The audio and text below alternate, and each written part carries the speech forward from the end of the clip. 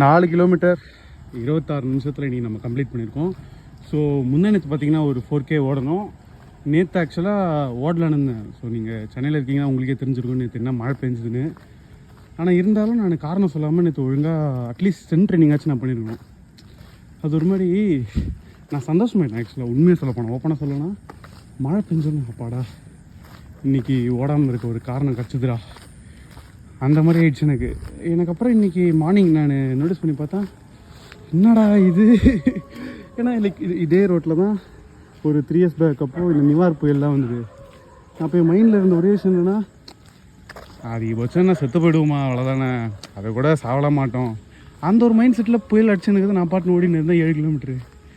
சொன்னடா அப்படி இருந்தேனா இப்படி ஆகிட்டேனே அப்படின்னு லைட்டாக ஒரு குட்டி மன வருத்தம் இருந்தது. பட்டு அவ்வளோதான். ஸோ இனிமேல் முடிஞ்ச அளவுக்கு நம்ம ஓட பார்க்க போகிறோம்.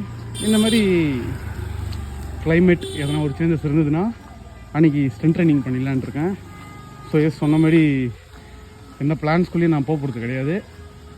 அப்பப்போ எனக்கு என்ன பாடி என்ன கண்டிஷனில் இருக்கோ அப்போ எவ்வளோ முடியுதோ ஓடிட்டுருக்க போகிறோம். எது இருக்குன்னா ஓரளவுக்கு நம்ம பாடி வந்து ஸ்டேபிளாக இருக்கும். Let's go and let's get it.